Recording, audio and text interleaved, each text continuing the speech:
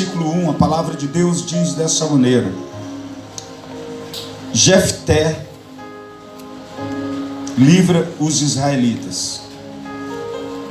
Era então Jefté, o gileadita, homem valente. Digam comigo, valente. Não, digam mais forte, valente.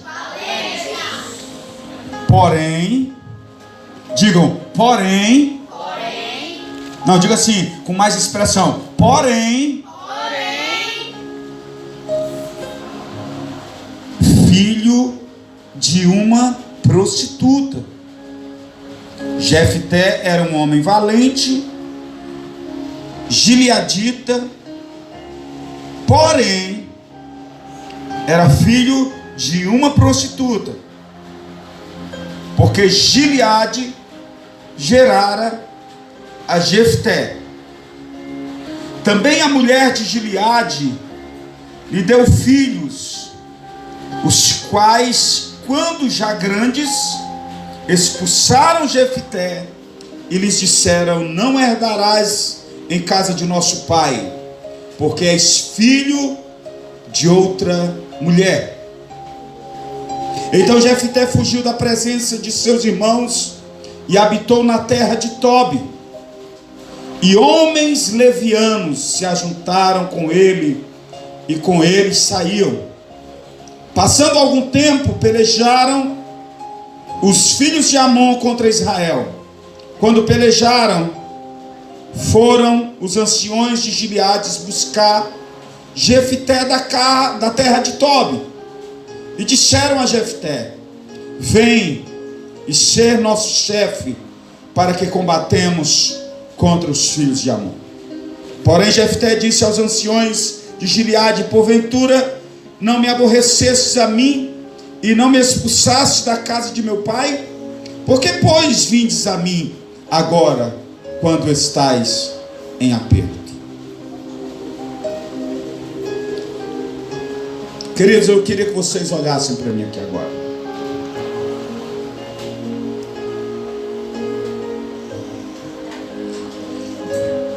Existe uma palavra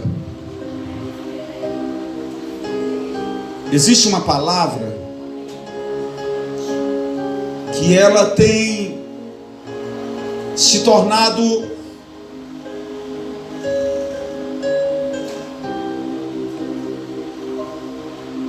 um grande fantasma na vida das pessoas. E esse fantasma, ele não começa grande. Ele começa como aquele fantasminha legal, porque ele aparece, José, já na sua infância. Às vezes esse fantasma, ele aparece, Manilva, ainda no ventre da sua mãe. Pois vejam bem, nós acabamos de ler um texto que fala, o texto começa dizendo a respeito de um homem que era, vocês repetiram comigo, esse homem era o quê? Valente. Um homem valente, um homem valoroso, um homem habilidoso, uma pessoa estrategista, um general de guerra, de linha de frente, um comandante que já tinha um legado de ter vencido várias batalhas, um homem que não temia nenhum adversário, nenhum inimigo. Só que a Bíblia tem uma palavra que ela é muito contundente nas nossas vidas, e cada um de nós, eu acredito que tem essa palavra também. Pois, se não, olha o que é que o texto diz. Jefté era um homem valente e destemido, porém, esse porém, irmãos, muda tudo na nossa história. Esse porém, bispa, às vezes acaba destruindo todos os nossos sonhos e todas as nossas expectativas. Pois veja bem, nós projetamos coisas, projetamos sonhos para as nossas vidas e investimos nesses sonhos. Queremos comprar nosso carro novo, queremos investir no nosso namoro, queremos investir no nosso casamento, queremos investir numa casa nova. Mas quando chega um porém, aí é que está a coisa. É a mesma coisa do gerente do banco dizer para você assim: meu filho, seu crédito está praticamente aprovado, mas porém, você entende? Quando a pessoa diz porém, ela está anulando tudo que foi dito para trás. Ela está dizendo: aquilo que eu falei para trás, esquece. Você era valente, esqueça que você era valente, porque existe um porém. Na vida de Jefté existia um porém. Será que na sua vida existe um porém?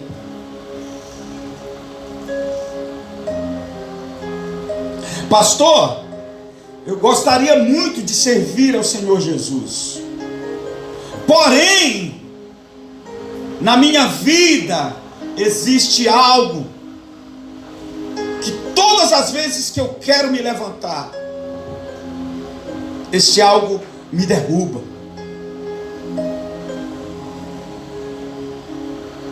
Jefté tinha esse porém na sua vida. Eu quero falar hoje, nessa noite, para você, para todos nós, sobre algo, sobre um fantasma que tem aparecido na nossa vida desde a infância, desde o ventre da mãe. Um fantasma chamado rejeição. Jefté era filho de Gileade. Gileade tomara uma prostituta e cometeu atos ilícitos com ela. E desse relacionamento sexual nasce esse jovem valente, valoroso, estrategista, que porém tinha esse agravante na sua vida. Agora imagine comigo, viajem comigo nessa história. Você já pensou o filho de uma prostituta e o pai desse garoto? Qual seria a expectativa dessas duas pessoas com relação a essa criança? Eu entendo que a última coisa que uma prostituta quer é descobrir que está grávida do seu cliente. Podemos dizer assim, né? Poxa, ela teve um relacionamento qualquer ali, ela foi paga para isso, porque ela chama isso de sua profissão, João.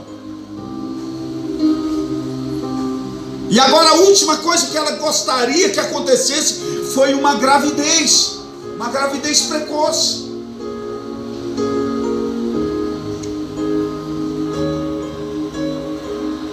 E aquela criança passa a ser rejeitada tanto pela mãe quanto pelo pai. Porque a última coisa que um homem que se relaciona com uma prostituta, a última coisa que ele quer é planejar um filho com ela. Pois vejam que ele quer apenas, Ana Clara, satisfazer os desejos dele. Isabela,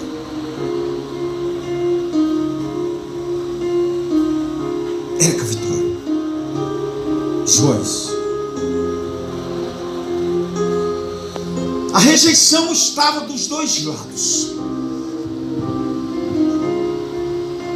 E Jefté tinha tudo para cair no mar do marasmo. Pastor, o que é marasmo? Não fala palavra difícil não, senão eu nem entendo. Jefté tinha tudo para cair no mar da depressão, da opressão, de se sentir o patinho feio da história. O texto diz que os seus irmãos cresceram, e quando eles cresceram, eles notaram que Jefté tinha o cabelo diferente do deles. Eles notaram que Jefté tinha cor diferente da deles. Eles notaram que Jefté tinha os olhos diferentes dos olhos deles.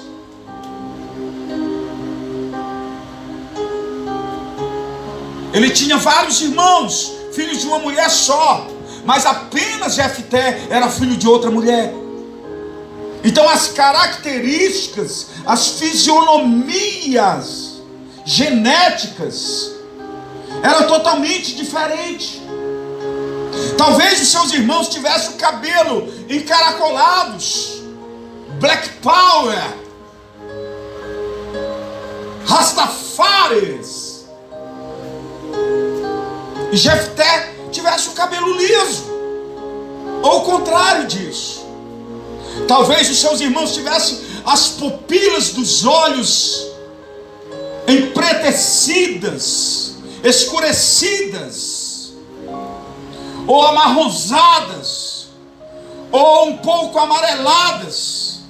E Jefté provavelmente teria os olhos azuis, da cor de anil, da cor do céu. Era algo bastante diferente, que causou ciúmes naqueles irmãos.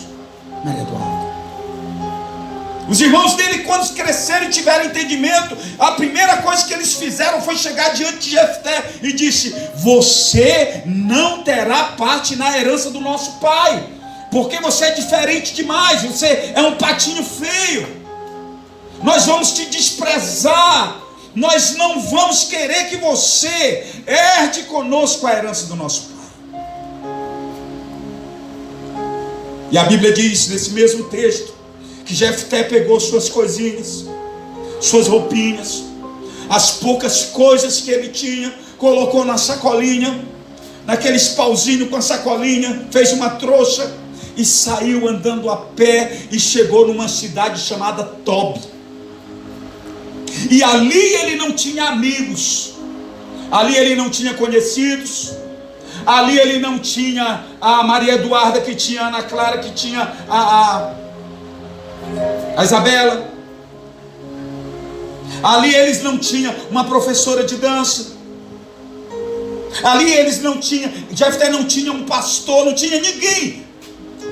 Aí a Bíblia diz que sabe quem foi José que se encontrou com ele? Homens levianos, homens beberrões, homens andarilhos, homens que andavam na rua, que viviam na rua, mendigos. Foram os únicos amigos que Jefté encontrou. E Jefté saiu com essas pessoas, criou uma amizade com essas pessoas.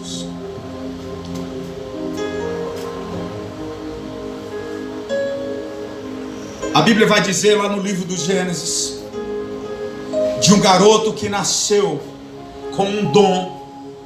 Esse já é outro garoto. Ele tinha um dom de ter visões, ele tinha um dom de sonhar. E os sonhos dele, irmã Nilva, eram sonhos revelativos. Os sonhos dele eram sonhos que faziam diferença na história de Israel. A Bíblia diz que José, um dos filhos mais novos, chegou para o seu pai e teve vários sonhos. E desses sonhos, os seus irmãos também começaram a sentir ciúmes. Olha só que coisa parecida, né? Os irmãos de Jefté começaram a sentir ciúmes dele. E agora os irmãos de José começam a sentir ciúmes, porque acham José metido. José teve um sonho que umas folhinhas iriam se caindo e outras folhinhas iriam se levantando.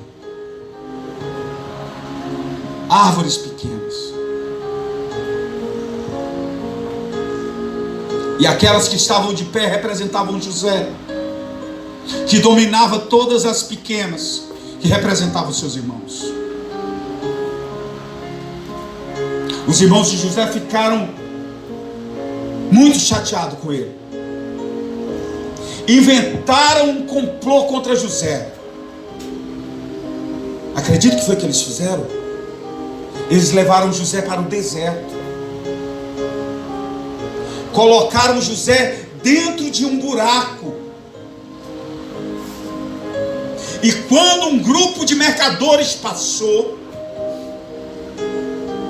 eles venderam o próprio irmão para os ismaelitas.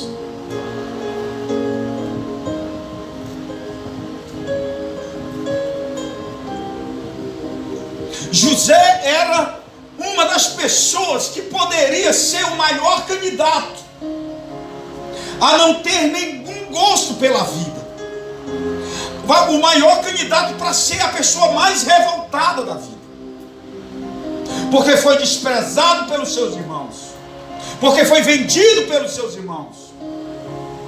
Ele poderia muito bem se revoltar. João, já que eu fui rejeitado desde o ventre da minha mãe não queria que eu nascesse, meu pai não queria que eu nascesse, já que eu sou rejeitado por causa da minha cor, já porque eu sou rejeitado por causa da minha mente, já que eu sou rejeitado por isso e por aquilo, eu agora vou ser a pessoa mais ruim que existe na face da terra. Já que a minha esposa me despreza, já que o meu esposo me trai, já que os meus filhos mentem para mim, já que eu sou desprezado por todos e por todos, eu vou me tornar a pior pessoa do mundo. Eu vou colocar uma arma na minha cintura e vou por aí sair tocando terror. Não estou nem aí mais para nada. José poderia dizer desse jeito, sim ou não, pessoal? Jefté também poderia dizer desse jeito, sim ou não, pessoal? Sim. Sim.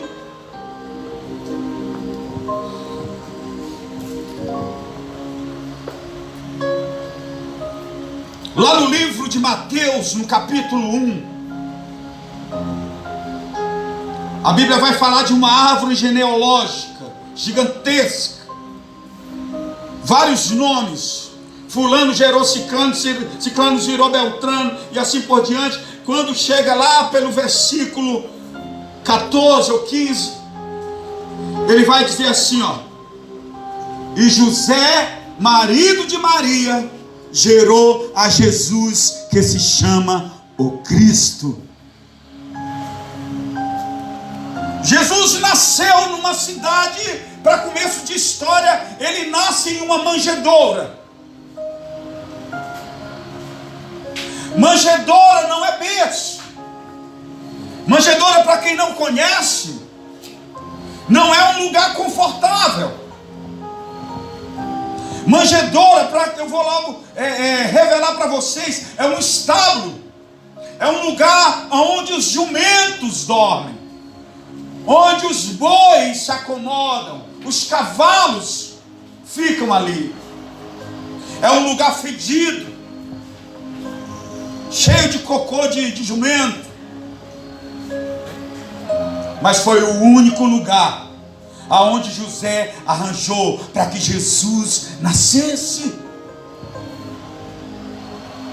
E naquela currutela, naquela favela, naquele lugarejo chamado Nazaré, nasce Jesus. E desde criança, ele foi rejeitado. A começar do rei Herodes. Herodes, quando sabe que o Salvador do mundo, através da profecia dos profetas, está para nascer, ele toma uma providência e manda que os seus soldados saiam de encontro a todos os primogênitos que nascessem naquela época. E Herodes diz: matem todas as crianças de 0 a 2 anos. E assim foi feito. José e Maria, impulsionados pela revelação do Espírito de Deus, pegam o seu jumentinho e saem para bem longe. E chegam na cidade de Belém, da Judéia, e se escondem nesse estábulo, nessa estribaria, nesse lugar aonde os jumentos se acomodam. E ali nasce Jesus de Nazaré, o Nazareno.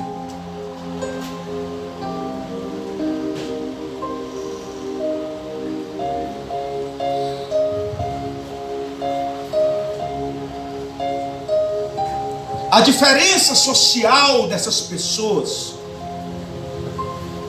que eu acabei de citar não é diferente da nossa realidade. Aonde nós nascemos? Eu vou contar para vocês um trisco da minha história. Eu nasci em uma rua. Eu não fui para o hospital porque na minha época não tinha hospitais, e os que tinham eram muito caros. Partos particulares eram um absurdo, ninguém podia pagar. Então eu nasci na época das parteiras. O meu parto foi feito em casa, com uma tesoura, acho que nem higienizada. Só passaram ali uma fervurazinha, cortaram o meu cordão umbilical. E eu nasci em uma favela, aonde quando se abria a janela da minha casa, o cheiro do esgoto, aquela caatinga vinha. Chega, a gente fazia assim, ó, e aquilo vinha para dentro da gente. Era o nosso perfume. Nascemos em um lugar muito pobre, aonde para se comer era preciso entrar no meio dos matos para procurar se tinha alguma batata escondido debaixo da terra. Nascemos em um vilarejo muito escasso, aonde discriminavam a gente. Todas as pessoas que sabiam que aquelas pessoas eram lá na Baixada do Corrente, do bairro da Bela Vista, já sabiam que aquelas pessoas já tinham uma concepção, João, que essas pessoas não eram pessoas de bem. E uma vez Felipe chegou para um amigo dele chamado Natanael e disse: Natanael, venha ver um profeta da qual os nossos pais falavam antigamente. E Natanael olhou para ele e disse: Quem? Quem é esse? De onde que ele é? Felipe disse assim: ele é de Nazaré. Natanael olhou para Felipe e disse assim: você só pode estar de brincadeira comigo. Você só pode estar brincando comigo. Você está me chamando para ver um cara que nasceu em Nazaré?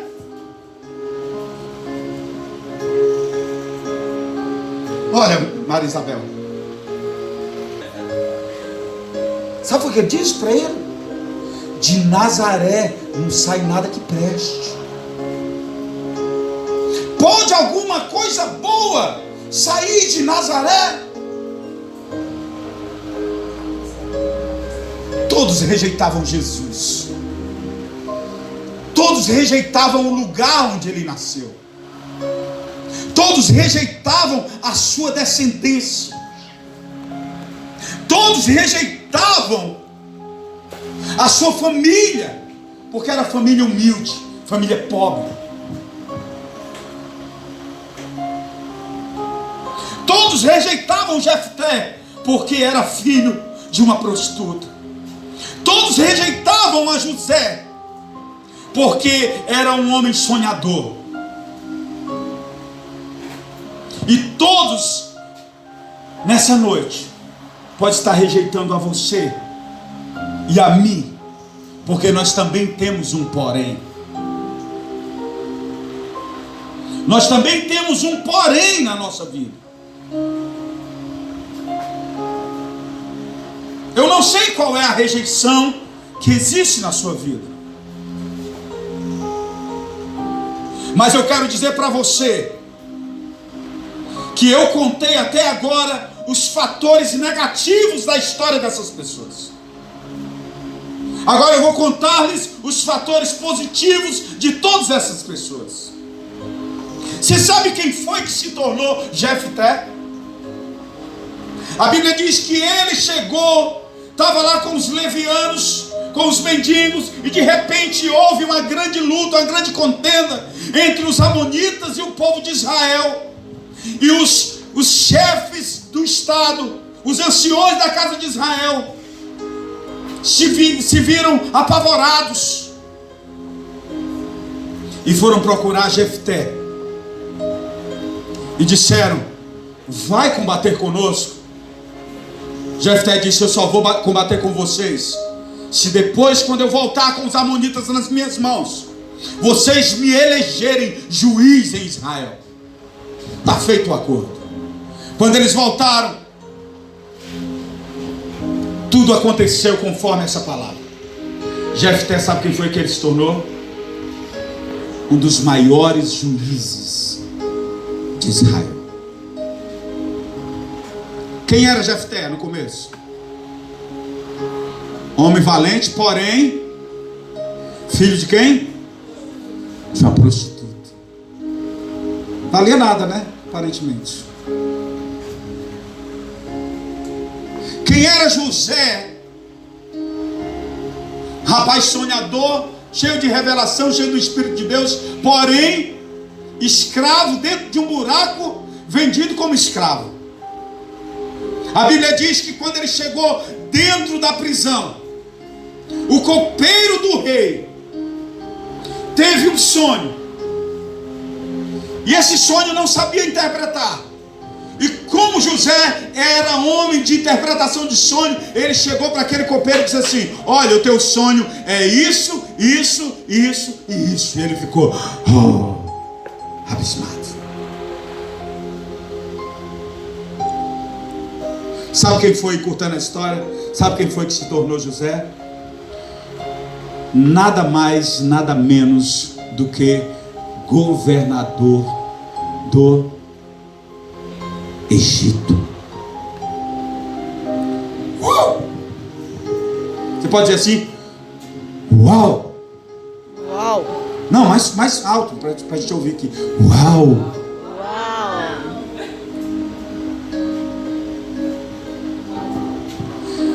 Jesus nasceu numa manjedoura. Jesus nasceu numa estribaria. Jesus nasceu numa corritela, numa favela, num lugarejo, num lugarzinho pequeno, esquecido, que talvez na época não tinha nem registro na geografia dos mapas. Mas de repente, quando o Espírito de Deus desceu sobre ele e revelou o propósito pelo qual ele veio à terra, sabe o que aconteceu? Ele se tornou nada mais e nada menos do que o Cristo, o Filho do Deus vivo, o Salvador da humanidade, e aquele que vive, ressuscitou, está nos céus e veio para preparar morada para mim e para você. Diga assim: uau!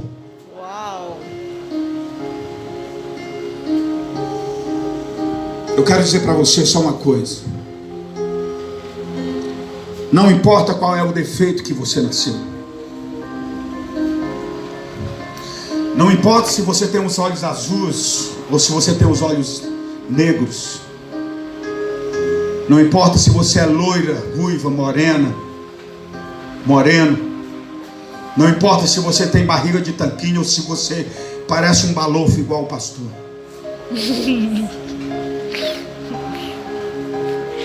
Não importa se você tem problemas psicológicos, problemas espirituais. Não importa se você tem algum problema físico.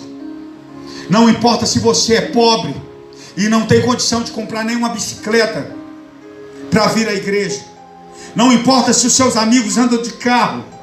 Não importa se os seus amigos andam de moto. Não importa se você está desempregado hoje. E muitas vezes a sua mãe te levanta dizendo: se acorda, se levanta, vagabundo. Se levanta, vagabunda. Vai fazer alguma coisa. Se levanta, seu emprestado, sua emprestada. Não importa, queridos. Eu quero dizer para você que só as pessoas que não acreditam na restauração do Espírito Santo na sua vida conseguem conviver com esse espírito maligno de rejeição. Mas aqueles que acreditam que você tem um valor, que você foi chamado, e que Jesus não te chama pela sua cor, que Jesus não te chama pelo seu defeito físico, que Jesus não te chama pela sua posição social, pela sua condição financeira, pelo tanto de dízimo que você dá, pela sua oferta, que você oferta no gasofilaço. Se você entender isso nessa noite, que Jesus te chama pelo nome de filho, de filha, você vai entender que você é a pessoa mais linda do universo. Você vai entender que você é a pessoa mais valorosa do universo. Porque a ótica de Deus, queridos, a ótica de Deus é diferente da ótica humana. Enquanto os homens estão enxergando impossibilidades na sua frente, enquanto os homens estão enxergando dificuldades na sua vida, enquanto tudo está dizendo não, Deus está dizendo assim: o meu projeto é tão grande para a vida dessas pessoas, que se essas outras pessoas que estão falando contrário soubessem pelo menos um trisco da revelação daquilo que eu tenho para elas, para eles conseguiriam enxergar o tamanho.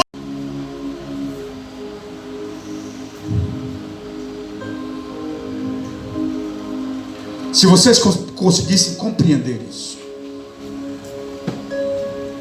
O apóstolo Paulo diz que as provações desse tempo presente não podem ser relevantes àquilo que Deus tem preparado para a nossa vida. As provações desse tempo presente não se comparam com a glória que há de ser revelada em nós. Irmãos queridos, quando Jesus resolver resplandecer a sua glória na sua vida,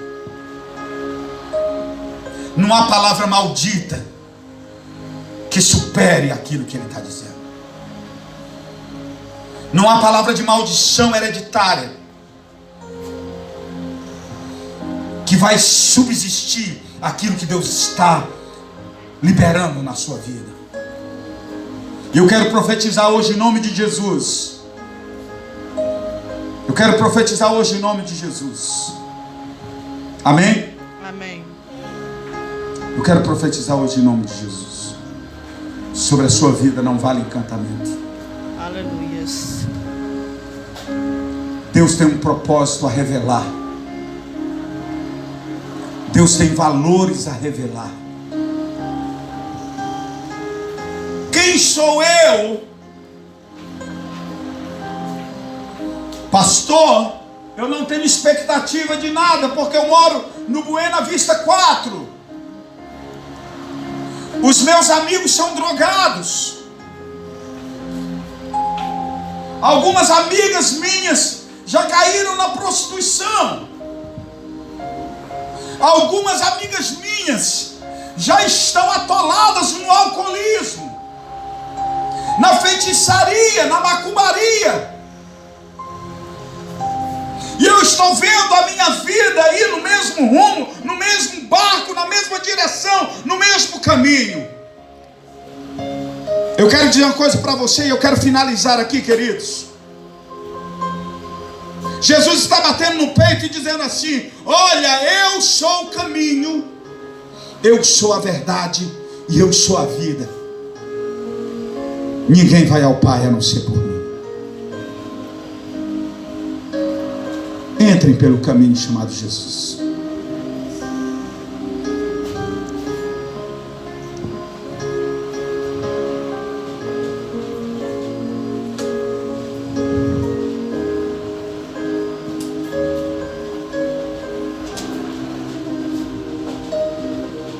Olhe para aquilo ali. Aqui é o caminho do paletó, sim ou não? Sim. Eu estou caminhando em direção ao paletó, sim ou não, pessoal? Sim. Eu peguei no paletó. E a única coisa que eu vou encontrar aqui é o paletó. E as coisas que estão perto do paletó. Mas agora eu vou caminhar em outra direção. Eu estou caminhando em direção a um instrumento, a uma caixa de som, a um pedestal. Que coisa linda! A um celular. Tem muitas coisas aqui que eu estou enxergando, que eu estou tomando posse, porque eu tomei um rumo diferente. Eu caminhei diferente. Se eu continuar caminhando só para esse caminho, só por esse caminho, eu só vou encontrar as mesmas coisas que existem nesse caminho. Vocês estão entendendo? Vocês estão entendendo?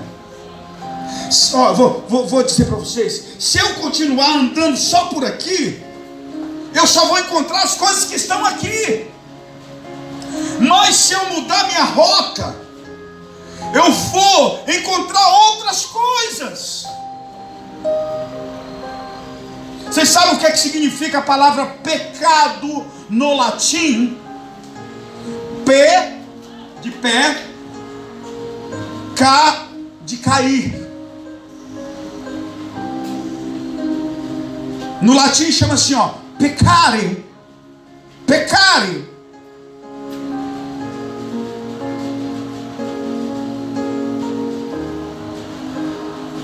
No grego chama-se sair da rota. Jesus é o caminho. Se eu sair do caminho, eu sair da rota, eu já não vou encontrar mais as coisas que existem nele.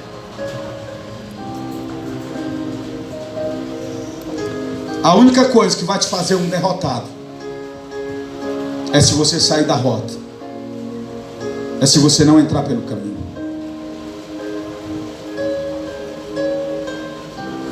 A Ana Clara, a Isabela e a Maria Eduarda, está faltando hoje a Sara.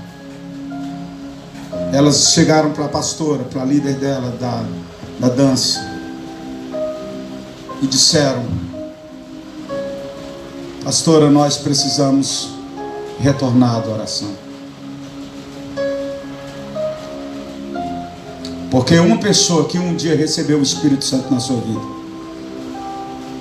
ela pode até cair, ela pode até tropeçar, ela pode até andar pelo mundo, mas ela não consegue mais se acostumar com o mundo, porque o Espírito do Senhor está sobre a vida de vocês. O Espírito de Deus está sobre a vida de vocês. Vocês sabem por que vocês retornam à casa do Pai de vocês? Vocês sabem por que vocês têm prazer de estar na casa do Pai de vocês? É porque o Espírito que está em vocês é o mesmo Espírito do Pai. E a essência dele ela é impossibilitada de sair de vocês. Uma vez que a essência entrou, nunca mais vocês serão os mesmos. Coloca a mão no seu coração em nome de Jesus. Levante-se, por favor. Coloque sua mão no seu coração. Diga: Senhor, permanece em mim a essência do teu Espírito. Eu sei que eu tenho valor, Senhor. Fale comigo. Fale com o Senhor. Eu sei que eu tenho valor, Senhor. Eu sei que o Senhor pode mudar a minha história. Sei que o Senhor pode mudar a minha história. Eu sei que o Senhor pode mudar a história da minha família. Sei que o Senhor pode mudar a história da minha família. Dos meus pais. Meus pais. Tem algumas coisas, Senhor, diga forte. Algumas coisas, Senhor, que eu estou vendo que não está certo. Estou vendo que não está certo. Que está tomando rumos perigosos. Mas eu sei que o Senhor pode mudar isso. Sei que o Senhor pode mudar isso. Diga assim, ó: assim como o Senhor mudou a vida de José. Assim como o Senhor mudou a vida de José. Assim como o Senhor mudou a vida de Jefté. Assim que você mudou a vida de Fala bem alto. Assim como o Senhor mudou a vida de Jefté. Assim que você mudou a vida de Jefté. Assim como o Senhor exaltou a vida do teu filho Jesus. Assim como você exaltou a vida do seu filho Jesus. Muda a minha história. Muda a minha história. Muda a minha vida. Muda a minha vida. Eu recebo essa palavra, Senhor. Essa palavra de confronto. E eu quero entender. De uma vez por todas. Que esse fantasma. Que me perturbava. Que dizia que eu não era. Que eu não era. Que eu não podia. Que eu era diferente. Que eu não ia conseguir. Esse fantasma é um fantasma muito mentiroso. É muito mentiroso. E eu vou acreditar. Nessa palavra. Que está sendo liberada. Sobre a minha vida. Sobre a minha família. Sobre o meu destino. Em nome de Jesus. Em nome de Jesus. Fale mais alto: em nome de Jesus. Deus abençoe a vida de vocês. Aplauda o Senhor. Essa palavra também é para você, irmã Cátia. Essa palavra também é para você, irmão Júnior. Quero mandar os parabéns aqui para você. Dizer para você que se é essa mulher guerreira, é um referencial para as nossas vidas, um referencial para a Catedral da Vida. O seu nome é um nome profético, começa com K, que aqui nós conhecemos como KKK. Sabe o que é KKK aqui? É quando alguém está achando graça, né, pessoal? Você coloca lá no celular, quando você quer dizer que está sorrindo, você coloca lá KKK, né? O nome seu começa com K, porque você, minha filha, já achou graça, já sorriu na cara dos seus adversários, daqueles que te desprezaram, daqueles que não acreditavam em você. Eles agora estão tendo que conviver com a exaltação de Deus na sua vida. E Deus ainda vai te exaltar muito mais. O Senhor ainda vai abrir portas grandiosas no lugar onde você está, porque Ele é fiel na sua vida. Seja sempre essa guerreira. A Catedral da Vida parabeniza você nesta noite, em nome de Jesus. Deus te abençoe. Aleluia, queridos. Glória a Deus. Bispo Elivan.